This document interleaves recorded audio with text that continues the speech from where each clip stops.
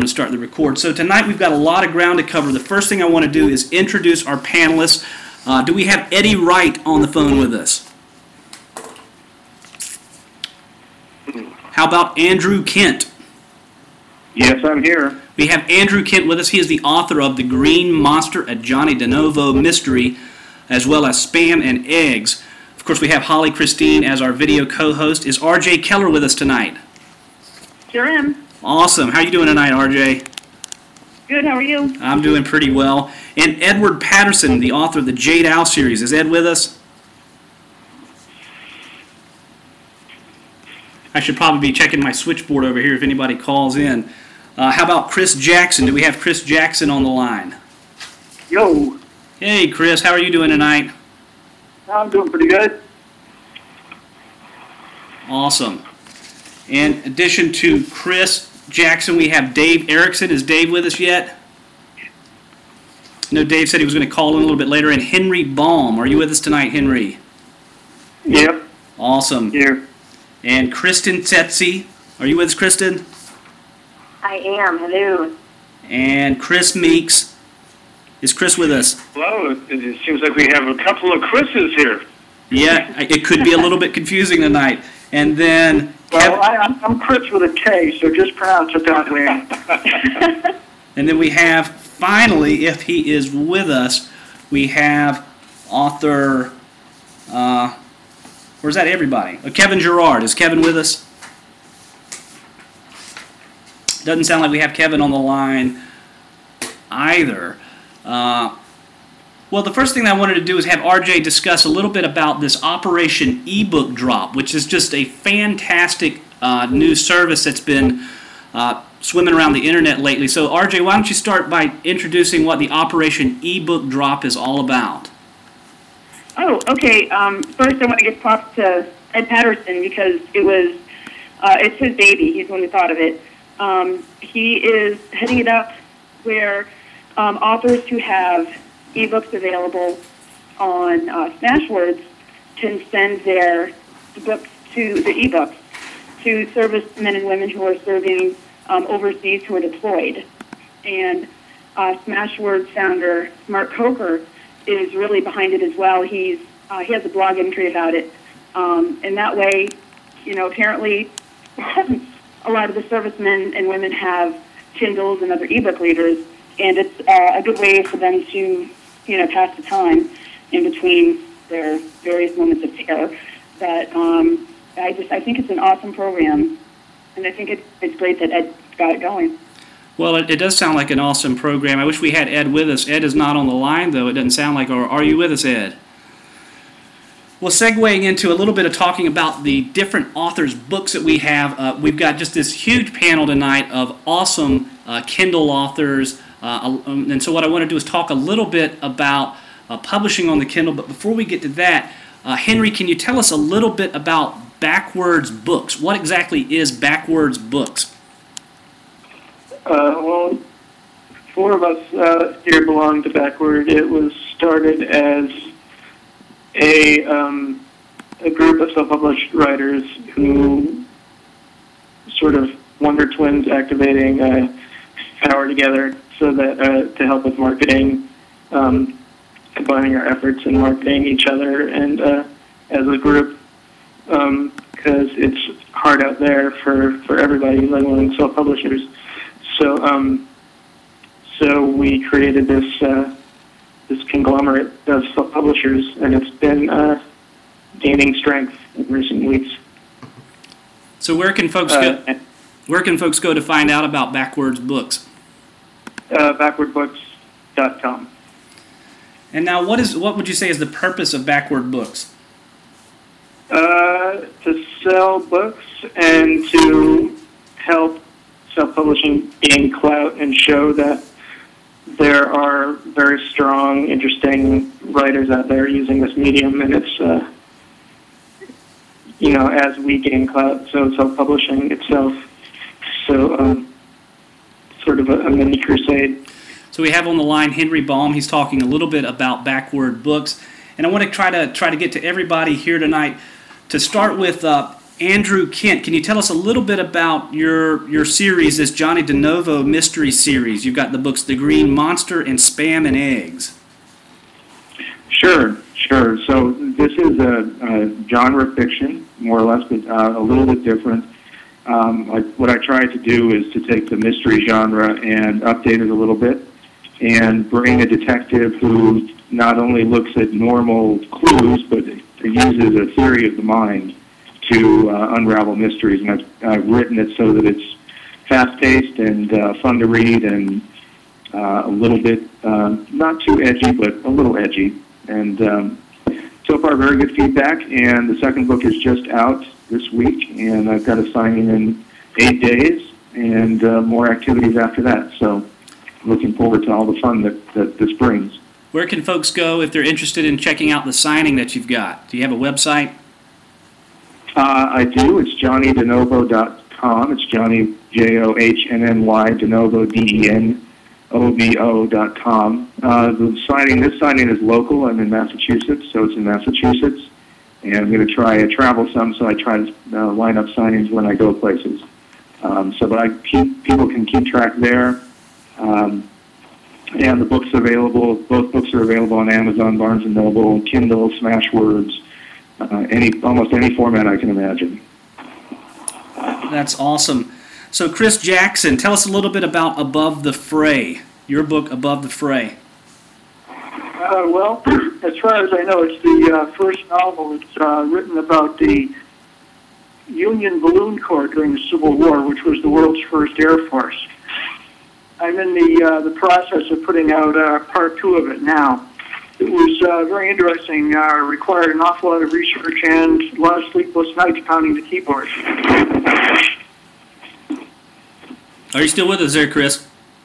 Yes, I am. Okay. I thought you might have fallen off the planet there. Sounded like something fell in the background. I heard some sort of interference there on the cell line. Oh, it may be somebody just clearing their throat a little bit. Yeah, it could be. Well, we were talking a little bit about the Operation ebook drop, so I want to kick it over to Kristen. You've got this book. This is Kristen Tetzi that we're getting ready to speak with here, titled Homefront. What is the story behind Homefront? Well, the story behind Homefront is you have a young woman. She's mid-20s, and she's a cab driver in a small military town whose boyfriend deployed to Iraq at the start of the war, so back in 2003. And unlike a lot of nonfiction stories that having explained to you what things are hard when someone is deployed, like changing your tire, taking care of kids, how to find support, instead of something like that, it's more allowing you the opportunity to live it through her eyes, and that includes getting all her very, very intimate and raw thoughts, emotions, reactions to people, and really just the surreal sort of existence that comes with wondering every second if the person you love most is going to die that minute. And what was the inspiration for your book, Kristen? My husband deployed at the start of the war. We weren't married yet, but we were together when he deployed in 2003. He went to Iraq for a year. And how has writing the book helped you? It didn't. I didn't really. I'm not a cathartic writer. I just after he came back, it took about a year to be able to distance myself enough from it to write it without relying too much on facts. Yeah, if I do any cathartic writing, it's in a journal or something, but the fiction, I try to stay true to the story without muddling it up with my own life. Well, very cool. I want to keep things rolling here. We do have a big cast of characters. You are watching Book Chat. I am your host, Stacey Cochran. We have our video co-host on with us, Holly Christine. So, Holly, tell folks a little bit about your books, The 9 Lives of Clemenza and Retail Ready. 9 Lives of Clemenza is a spiritual novel. Kind of explores the concept of reincarnation and being able to choose the forms that your life will take. And Retail Ready is a satire. Well, I work in a bank, and I think a little bit of that came out while I was writing the book. But it's about one absolutely terrible work week in a bank. It's meant to be funny. And I'm probably my job for writing it. Well, I think we all know what that kind of week is like, and if you can make something creative out of it, that's the way to go with it, I suppose. So let's see, who else have we not gotten to? Kevin Gerard, have we spoken with Kevin yet? I don't think he's here yet. We had him on the line, I think, for a moment. Chris Meeks, is that Chris? That's me. Go ahead, Chris. Tell us a little bit about The Middle-Aged Man and the Sea and your other book, Months and Seasons. Both books are collections of short fiction. I was a screenwriter and a playwright for a while, and in between those big projects, I would write these short stories. And finally, in the late 90s, I got brave enough to start sending them out for possible publication. And if anyone has ever tried getting into a literary magazine, it's a thing about mailing to get rejection. But after a while, I started getting accepted. And so my first collection, the Middle-Aged Man and the Sea, are the pieces that have been published in literary magazines.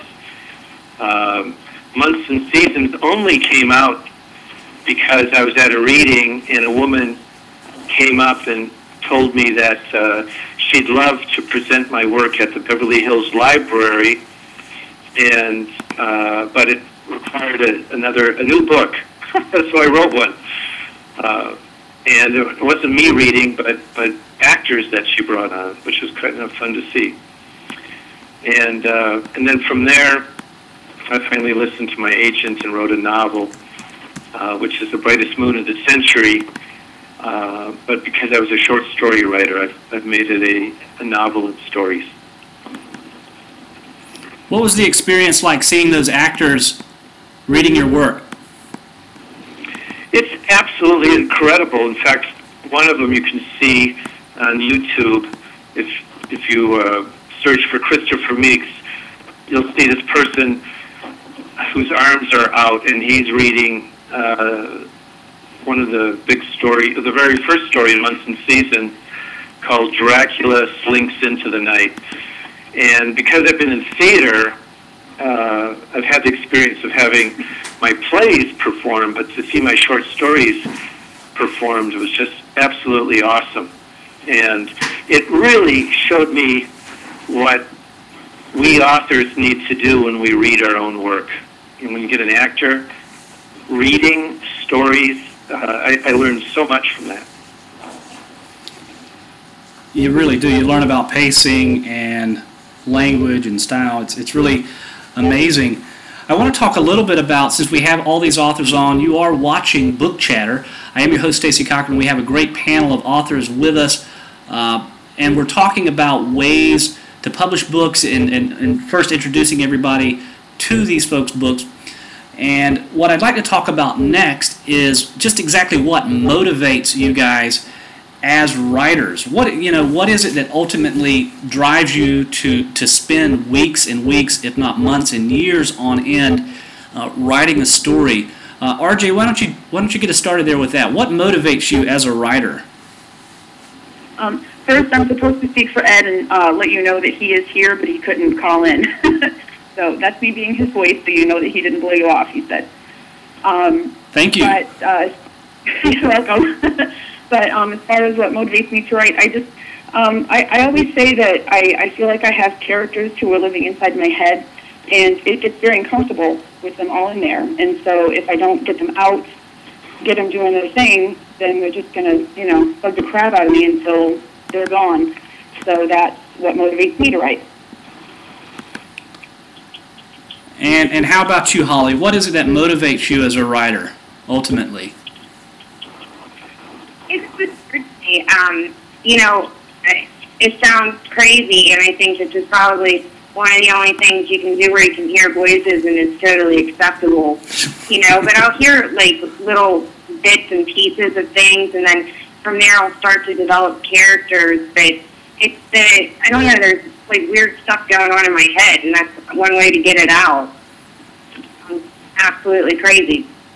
Yeah, I think it's it's a good cathartic thing to put this stuff down on the pages. I don't know about you, but I get, if I don't write for a while, I really get kind of irritable, and I have to, I have to have some sort of outlet, and I think writing really provides that key, to do so. It's really an extraordinary thing. How about you, Henry? What is it that motivates you as a writer? Well, it's fun. Like it's really fulfilling and makes sort of justifies living in a way. But also, I wrote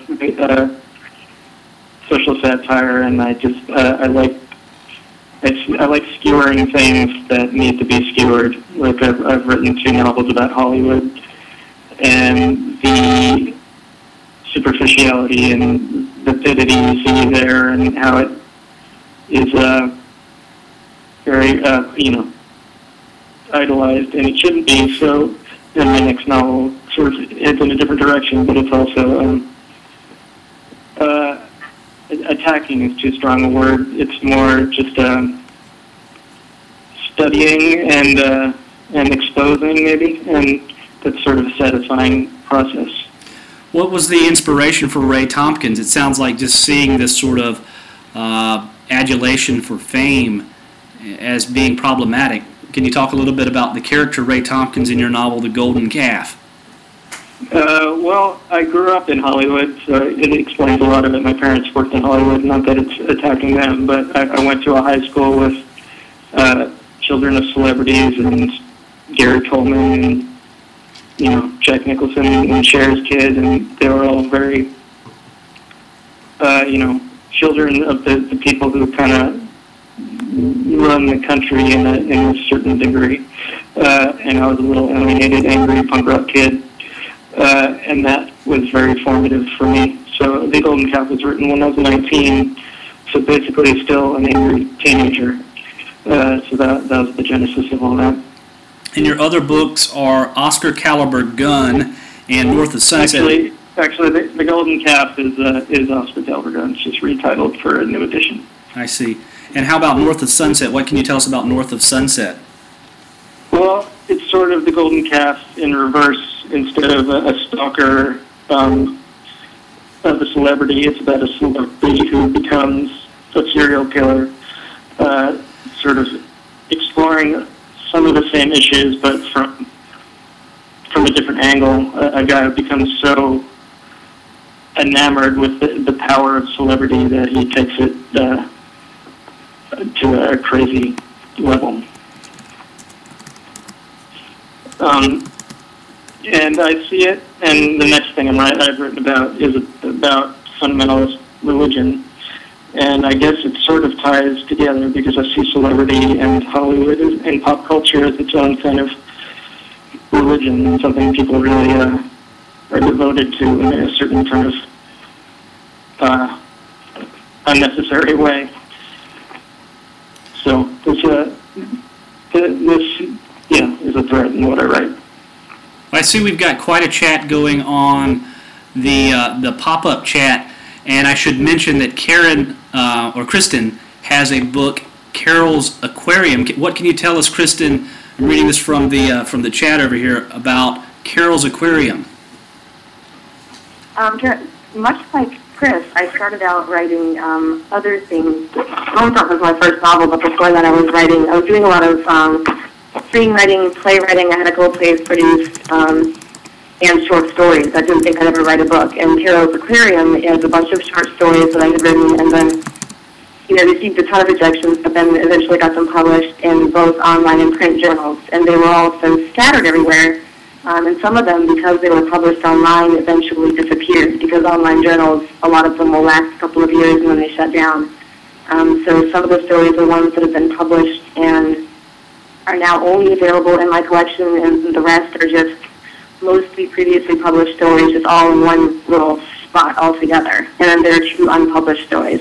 Some of them were award-winning, some, like I said, are unpublished, and so therefore not award-winning. But I just wanted to put them all in one place. I've been wanting to do it for a while and finally got around to it. And why did you decide to publish on Kindle? Let's sort of switch to that direction a little bit, since we have a bunch of Kindle authors with us. Why did you decide to publish on Kindle? Because it seems like a lot of people have it, and it seems like a really quick way to get people reading, and you write because you want people to read. Homefront, for a long time, Homefront wasn't on Kindle, it was just a paperback. And because of the way the POD place works, anytime someone actually bought a copy, I might make 14 cents. So it was never about money. And with Kindle, my books are priced at 99 cents, so clearly that's not about money either, but you write to be read. And Kindle seemed like a really good way to get read. And somewhere around here where Ed is writing, I think when you were asking people what motivates them to write, Ed typed in readers, readers, readers, readers.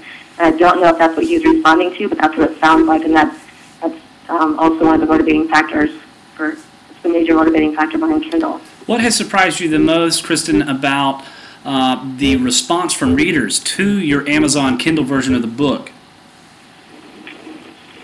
Well, oddly, they haven't posted reviews. There haven't been any new reviews posted since it's been on Kindle, but what I have noticed is that it's ranking very high in morals and responsibility. And that was pointed out to me by Chris Meeks. I never would have noticed. I just thought it was a really strange category for it to be in, because I automatically went to my happy place and thought, wow, morals and responsibility, and that didn't make sense to me because it's not that kind of story. In fact, it's kind of sort of the opposite, which is when I discovered, oh, it's there because maybe that's just a topic people should be aware of when reading it.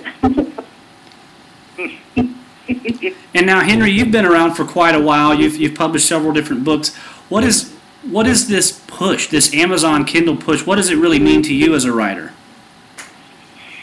I think it's one of the best developments in publishing, because the whole criticism of it just seems to be a venue where writers can actually find readers, and readers are really active and interested in, right now there's, all the talk about people don't read anymore, but Kindle readers are kind of obsessed with reading. I mean, they bought this $300 device just so they could read. So they're very active and engaged, and it's great. And also uncynical in a way, so that's why you see a lot of self-publishers are able to break in, because they don't care. They just want something that's good to read. And your book, so I think it's a great development. Your books seem to have done very well on the Kindle. What has surprised you the most about the response from readers to the Amazon Kindle version of your books? Me? Yeah, Henry. Again? The response, I guess, has been, honestly, it hasn't been that different, but just more of it. So it's been just really encouraging, because you can sell in a way that, I won't do it again, but my North of Sunset was published through Lulu, and, I don't think I've sold many through the Lulu site compared to selling through Amazon. And now it sells at a different rate, which is really encouraging. It really is amazing. I think all of us on the line tonight can really attest to the enthusiasm that the Amazon Kindle has generated. I want to remind folks who are watching, we might be having some sort of technical difficulties with folks calling in, it sounds like. But if you want to call in, you can call in at area code 914-803-4571. Again, that's 914-803-4571. We'd be happy to take some calls or questions, comments that you have about publishing in general. We have a great panel with us tonight. Kind of want to run through the roster and make sure I've got everybody here. It looks like we've got Henry Baum, Kristen Stacey, Chris Meeks, Andrew Kent, Holly Christine, and R.J. Keller. Is Chris Jackson still with us? Yes. Stacey, I got to tell you something. Ed Patterson just said on the Twitter stream that number is not accepting callers. Oh, that's really interesting. We must have crashed the boards. Way to go, folks. Wow. Well, that's your success then. Well, that's what we wanted to do. We wanted to absolutely push the boundaries tonight to the technical edge. I was told that we could have up to 15 callers, but it looks like we crashed it around 8 callers. So that's our personal record. So come to me. Are you going to ask me now what my motivation for writing was? Man, I know what your motivation is. It was all about getting the history out there, right? Actually, that was part of it. But the first thing that I thought of when you asked the question was I thought of a quote from Dr. Samuel Johnson, the British lexicographer. He had such great quotes, and one of them was, "None but a blockhead ever wrote for anything but money." And however, I have to say that if I'm writing for money, then I must enjoy making like 1 cent an hour. Because it's an awful lot of work, this writing stuff, and the money certainly trickles in slowly. I think I've always been a storyteller. Like at work or wherever, if you sit me down with people, pretty soon I'm telling them some story from something that happened to me or something I read about. And writing a novel is just a long form of that. I'm just reading the chat that we've got going on the chat room over here. Yeah, we're all multitasking our brains out here, Chris Meeks. Yeah. My fried from watching the video and the insert and the other lines talking going on. It's like, my God, I got to be younger here. Pick a medium and stick with it. It is the ADD, sufferers heaven, I think, that we have here tonight. In fact, we crashed it. I see Ed Patterson is actually with us on the chat. Ed, man, we're terribly sorry. For whatever reason, the switchboard has absolutely crapped out here, and I don't know. We'll get you on next week. We'll get everybody on who was not able to be on the show, in a week or so. So, Holly, we're talking a little bit about doing it for the money. That's what you want to do it for, right? Basically, you're writing to make $1 million. Yeah. Well, sorry. That's her. Go ahead. Go ahead, Holly. Oh, I'm sorry. I've already made $1 million. I hate you. I think if you're in it for the money, then you're not in it for the right reasons. I don't think that. I think it's just like the lottery. You know what I mean? I would rather. You'd be better off playing the lottery than to be in it for the money. Realistically, I think we're all in it because we love to tell stories, and there's also kind of like I kind of get like addicted to hearing what people think about what I've written and getting feedback on things. I don't know. I just you can't really be in it for the money at all. And how much could we ever possibly really make on it? With books price 99 cents, Yeah, I'm reading the chat over here. Andrew Kent, who I think we lost at some point there, says he's definitely in it for the sex and drugs. We love you, Andrew. Sorry we couldn't get you on the line tonight. We'll try to hook up with you next week. Let me go back to my handy-dandy cheat sheet here so that I keep things rolling a little bit. I have a question here. Let's toss this first over to Kristen. We haven't heard from Kristen in a few minutes. What are your thoughts, Kristen, regarding online books and today's emerging writer? How central is it to what we're doing as emerging writers today, would you say? How central? I'm sorry, what is it? Essential? What are your thoughts regarding online books and today's emerging writer? Well, I think it is, I think just considering the technology and the way it is, it's inevitable. And I think it's good because if you're writing, you want to be able to make it available for people. And if with Kindle and Smashwords and places like that, it's almost like blogging because you can make it available no matter who you are and what you're writing. On the other hand, I think there is something valuable about the process of sending stories in, if you're a short story writer, sending stories into journals and trying to get them published and accepted. And I think there's value to be had in querying agents and trying to get a traditional publisher.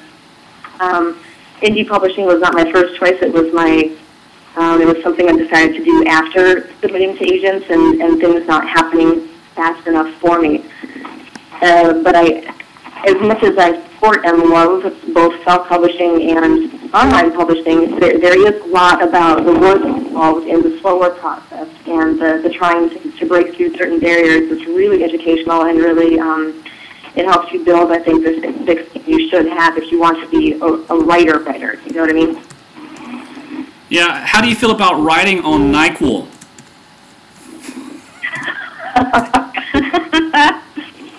It makes me angry. I can't do it.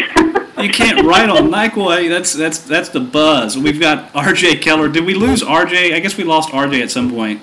No, I'm here. Oh, you're there. Shit. Yeah, She's just getting more NyQuil. that's right. Gotta have it. As far as that goes, I remember when Norman Mailer died, the first story that they covered it on NPR, the quote that they used from him was, I find that I don't write very well on marijuana, but it's great for going in and editing the work afterwards. And I've heard other people, like George Carlin, say the same thing. You can't write on it, but going back and punching the stuff up, it's great. I don't think it ever... Go ahead. So how do you feel, Andrew? You've written this book titled The Green Monster. How do you feel about writing on pot? Is that what it's about on the Green Monster's pot? I think we must have lost Andrew at some point. Uh-oh. Well, that sucks. Well, we've had, it looks like a record number of viewers here, whether we feel like that it's been a successful show or not. We still have a few more minutes. We have had, on my end, I'm counting 98 total viewers on this evening's program. I guess they all tuned in to watch the train wreck. I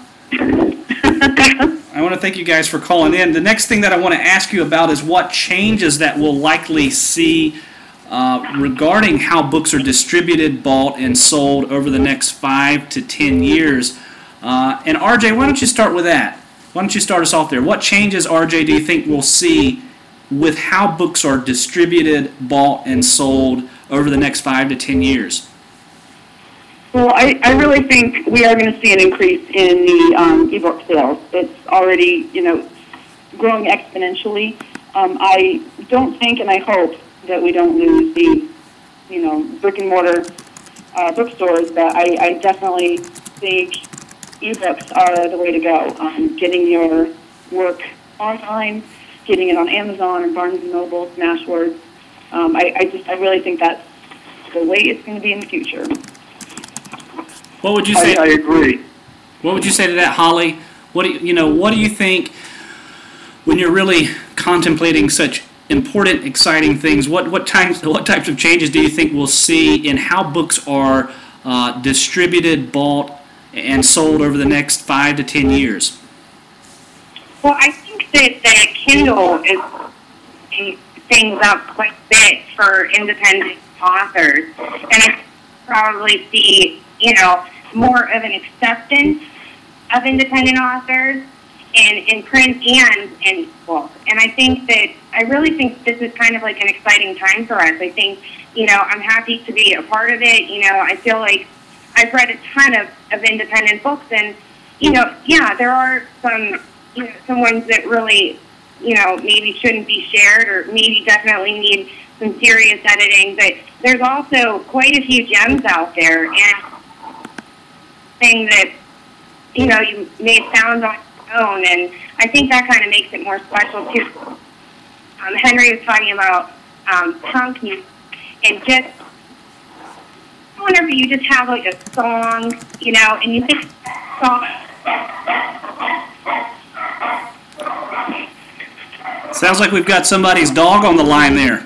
Yeah, it's my dog. There, step outside.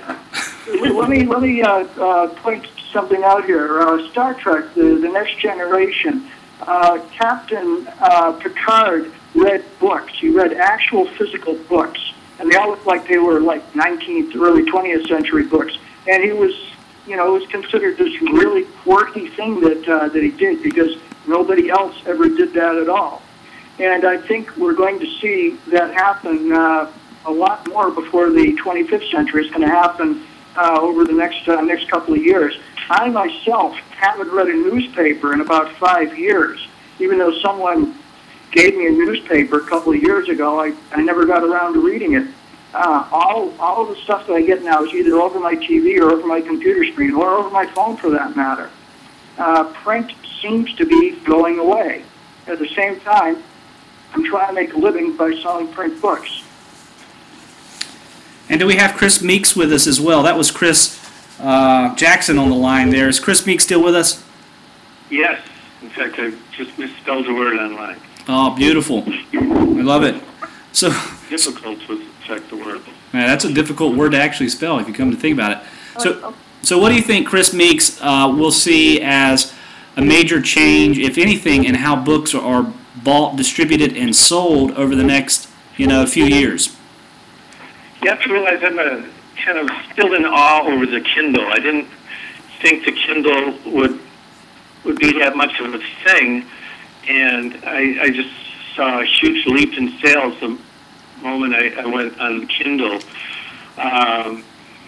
But as I just wrote online, I tried reading a novel on my computer screen, and I have a nice big computer screen now, and it just wasn't comfortable. You have to give it another go. So while I see that more and more people will be reading off of devices like the Kindle, books there's just a lot of people who still enjoy books. Maybe it's going to be like vinyl records. There's just some people who have to have vinyl. What do you think, Stacey? Well, I think it's a great question. I think what we're seeing now, what we're doing right this moment, in fact, is an interesting change in book marketing, which is kind of where I want to go in the last part of the discussion. With the advent of streaming video, of being able to have co-hosts on, of being able to literally, we have people from all over the country tonight online with us on Blog Talk Radio. We are, I think, witnessing a total revolution in how books are going to be marketed. And you guys are all testament to that. Certainly the success that I've seen with the Colorado Sequence and Claws is a testament to that as well. So I want to talk a little bit in the last section of our interview here about book marketing and what things seem to work. Now, Henry, you've got, you sort of created this organization, correct me if I'm wrong there, with that purpose in mind. So tell us a little bit about what things have worked well for marketing books. It wasn't initially my idea, but that's been the interesting evolution in creating this group, is getting a bunch of people together and having discussions about the direction. That initial writer went off because he's a busy guy. But anyway, You were relentless, though, Henry. This is Chris. You pulled me in, and you have such a strong belief that this is the way things are going to go. And I had some doubts at first, and you convinced me otherwise, and I'm seeing that.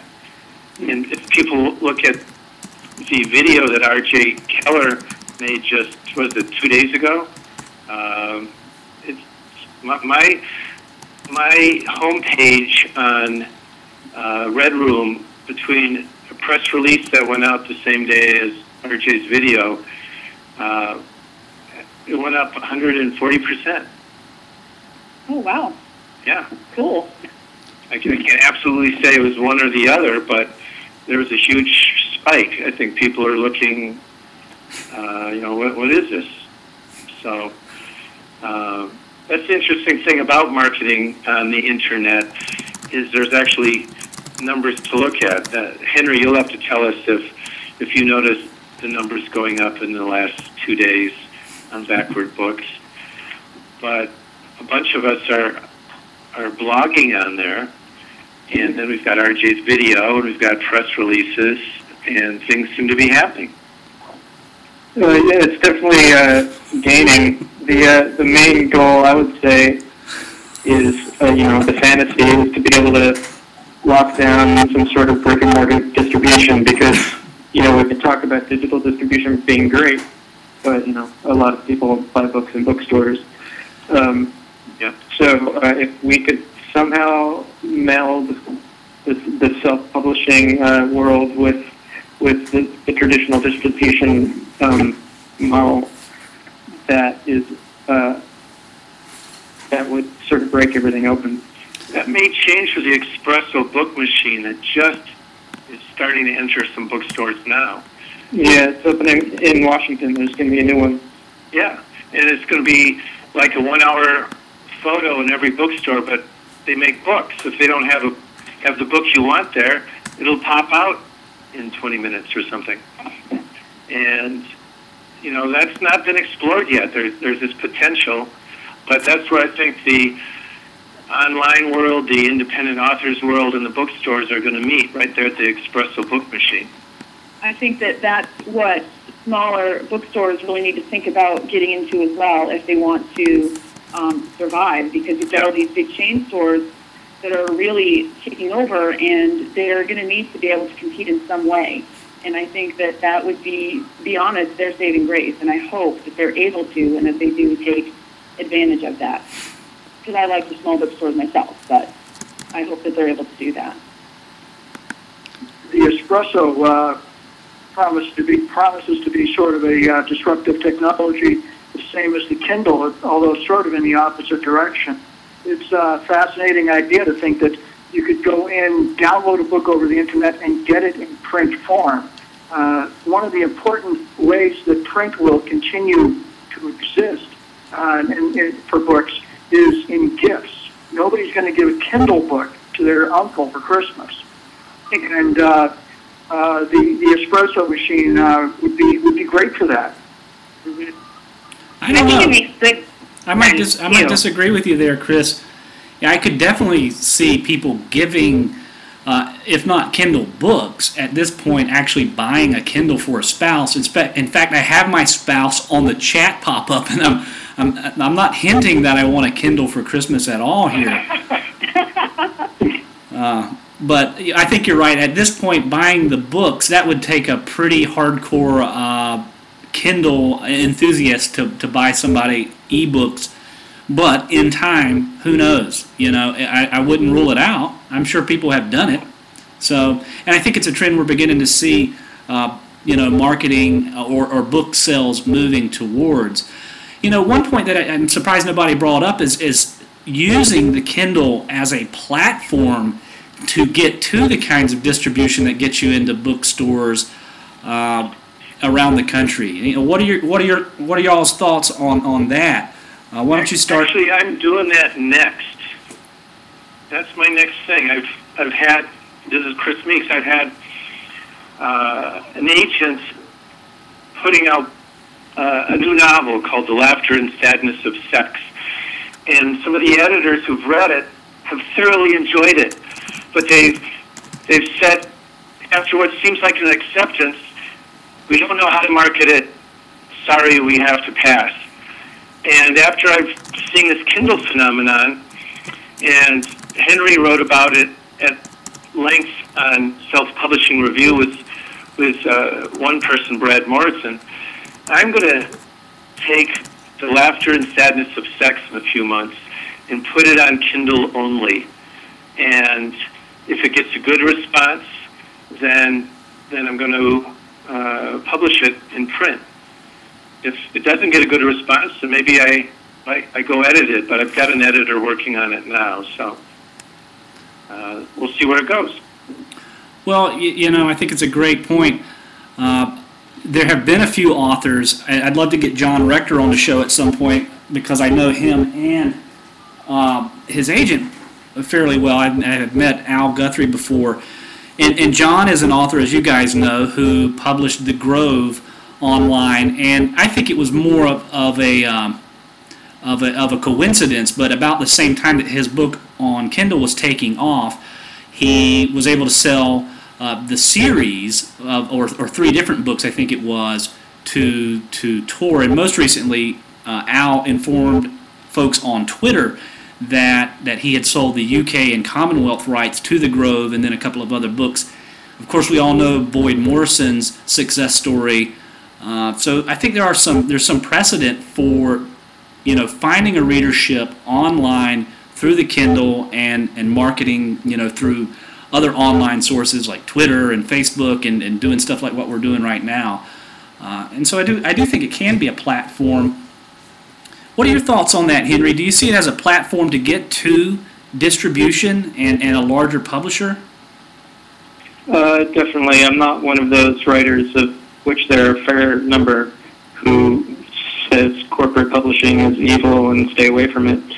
Because as I was talking about before, traditional distribution is better, and that's what you get with Random House. I mean, I'm going to be in Barnes & Noble because I want people to read what I write, and I can still do all I'm doing now, but if I also have, widespread distribution, I'll find even more readers. So I wouldn't say that, that there's anything wrong with using it as a stepping stone. We've got a question over here on the chat that I think is worth addressing. Christy Judah has asked us a little bit about copyright laws with YouTube trailers and using footage from YouTube. She's got a question here. Can you talk about how you put together your YouTube video trailer? And very quickly, one of the things that I was able to do with the YouTube trailer for Claws that was very successful is I was able to download footage from YouTube, and in doing that, basically the footage that I got from YouTube was this. You guys have probably all seen it, but it's an image of a guy being attacked by a mountain lion.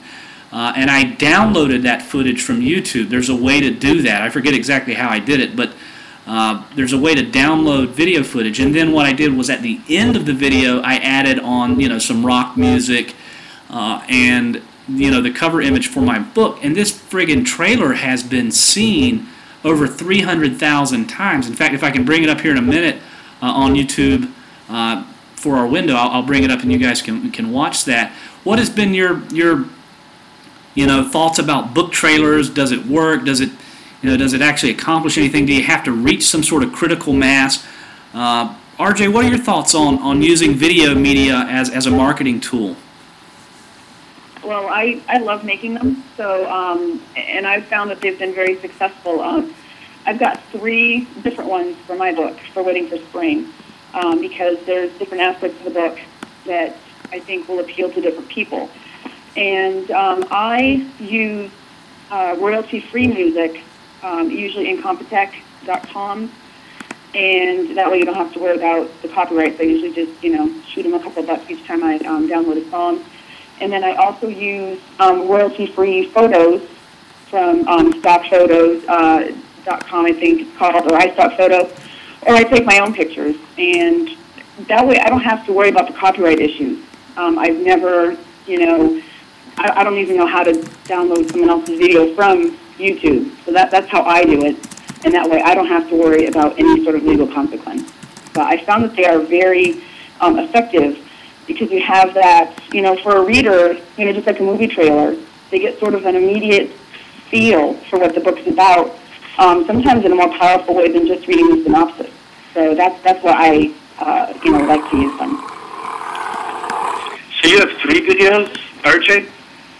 Yes, I have 3 trailers for my book. Yeah, and they're all on YouTube. Are they all just single images and music?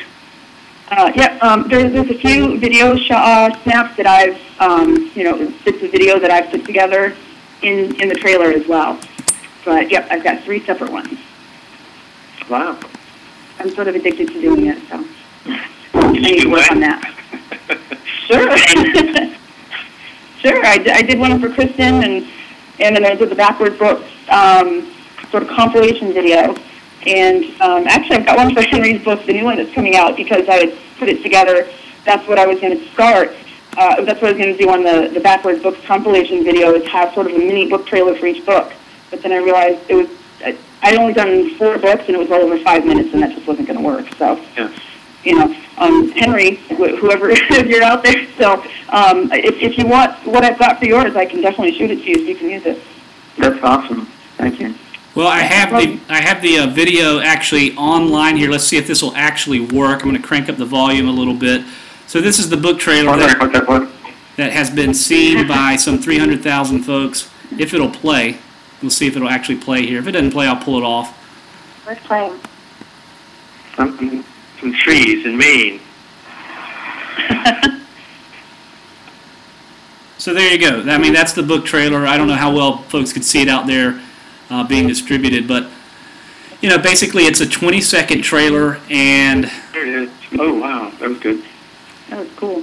and you know what I realized was, for something to answer Christy's question from the chat forum there, you know, if you want a trailer to work, it's just got to be seen by a lot of people. I think that's the big thing.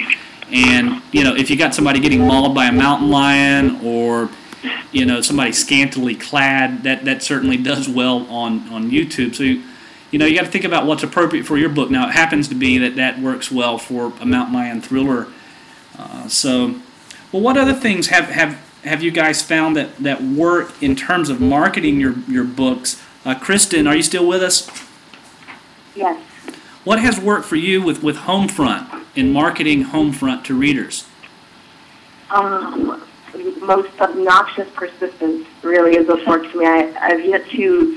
I keep feeling like there's some really brilliant idea just hovering about 6 inches beyond my reach, and until I can actually grab that thing and pull it down, it's just been contacting people that I expect will say no. It's been really, I've just been writing every single person I can think of who you would think I probably shouldn't.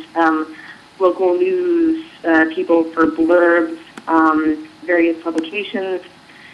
You just have to look for the right angle, I think, and especially for something like local news. If you have a book like Henry's, for example, all the paparazzi stuff is crazy right now, and stalkers. And so, if I had his book, I'd be trying to find some local angle and contacting a local news organization as soon as anything even relevant happens, and then just kind of bug them and bug them and bug them until they say yes or no. I guess my basic belief is I will not be ignored, and until you tell me no, I'm just going to keep bugging you. And that seems to have worked so far. Yeah, I think there's a lot to be said for persistence. Go ahead, Chris. Was that Chris Jackson? I was going to say being obnoxious pays, but then I wanted to point something out to you, is that everybody's web browser seems to have crashed. I'm on Firefox. Yeah, I'm on Firefox, and my operating system is Linux, and mine crashed too. So you've got a kind of bug going on here, and it's a spectacular one. Well, it on my end, I've got another computer back here behind me, and it seems to be working just fine. So what I did was I pulled off the trailer, and hopefully that will free things up there for everybody. Yeah, it looks like we lost Holly as a co-host. Well, we're coming down to our last 5 or so minutes. We've had, believe it or not, folks, we have had 140 viewers on tonight's show. It's a record for Book Chatter so far in our long 3-week history that we've had. And then I got to say, find my book.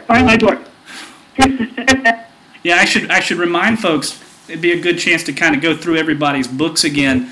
The guests that we were able to get on the air tonight are, and I'll go through these, Henry Baum, and Henry is the author of North of Sunset and the Golden Calf. In addition to Henry, we had Kristen Stacey. Is that how you pronounce your last name, Kristen? Yeah. Yes, that was perfect. Okay, Kristen Stacey, and she's the author of Homefront, which deals with the, just what it's like to have somebody overseas, specifically. So her title is Homefront, and that's Kristen Stacey.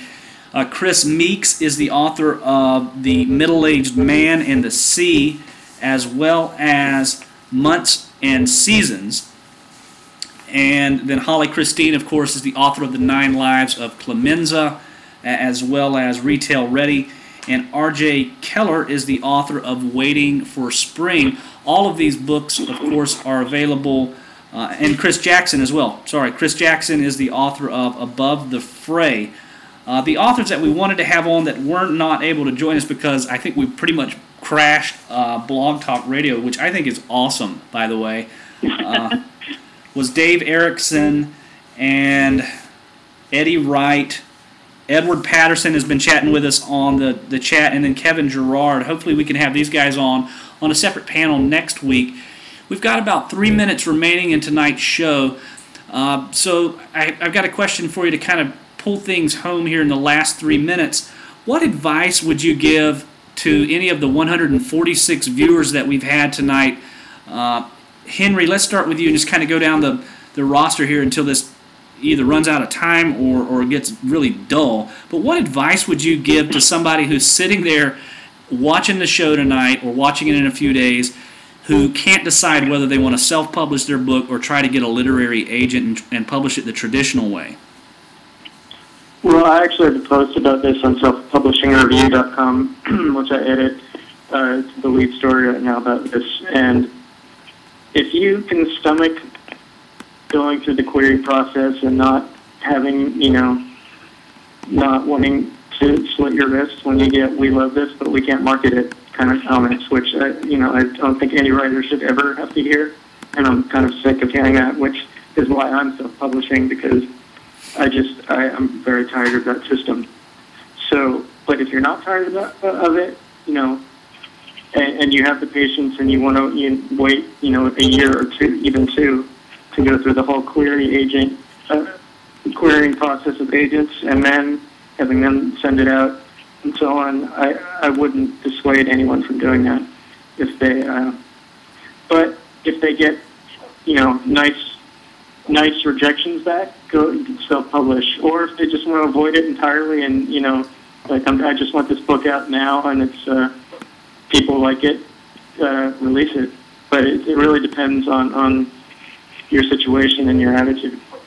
Kristen, how would you respond to that question? What advice have you given or would you give to a writer who's on the fence about deciding whether to self-publish their book or try to publish it the traditional route?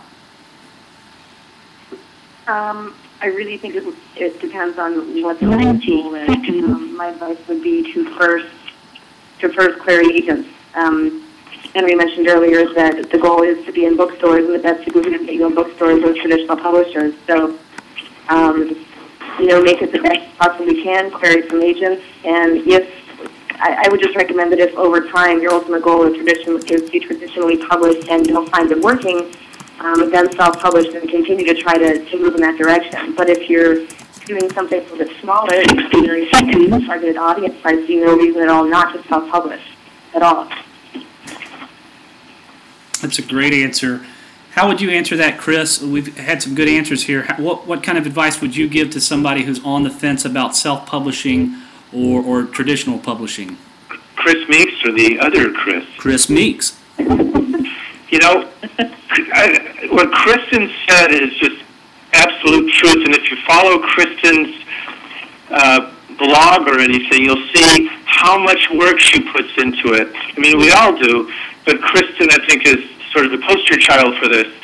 And if you don't have the chutzpah, if you don't have the drive to market yourself, I would say self-publishing is not for you.